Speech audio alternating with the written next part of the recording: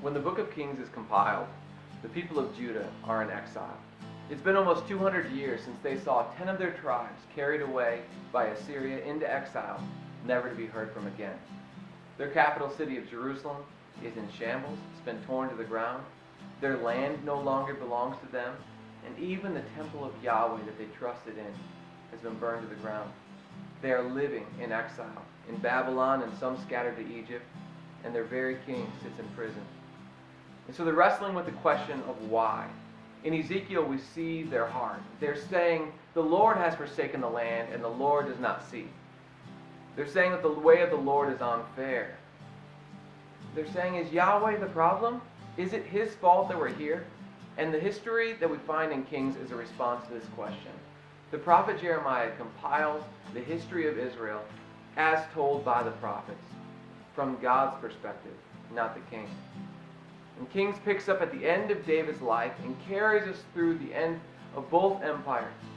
And through it, Jeremiah is saying, do you remember King Solomon, who started out well in faithfulness to God, but by the end of his life had followed the way of the nations, gathering up wives from the foreign nations, gathering wealth and horses and all the things that the nations love? Do you remember Jeroboam and Rehoboam, who tore the kingdom in half? Do you remember King Jeroboam, who quickly set up golden calves in the north, leading the people to worship Yahweh the way he wanted instead of the way God had asked? Do you remember Ahab, who brought as his wife a priestess of Baal, the foreign god, and led the entire nation astray?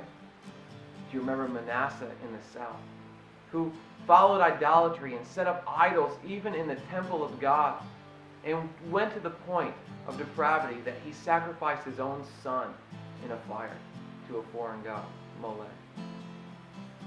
And also he's saying, do you remember the prophets who reflected the heart of God, crying out to you to repent and to turn to him for restoration?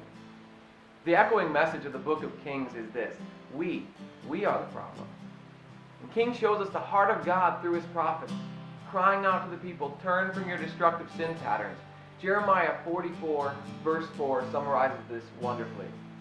God is speaking through the prophet Jeremiah and says, I persistently sent you all my prophets, saying, I beg you not to do this abominable thing that I hate.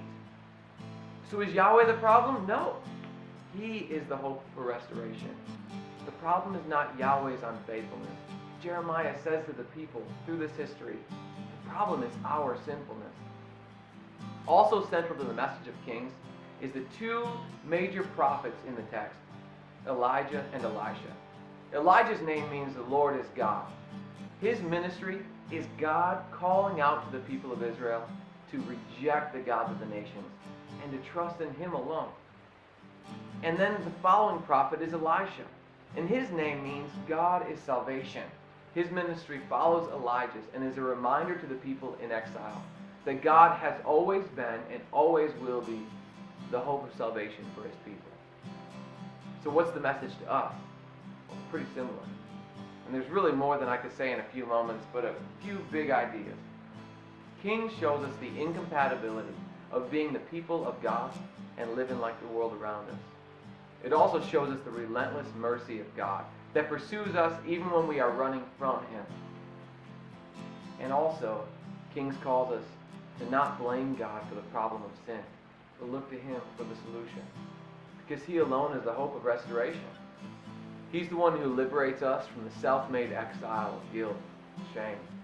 He's the one who brings new life to the man like me, who is dead in my own sin.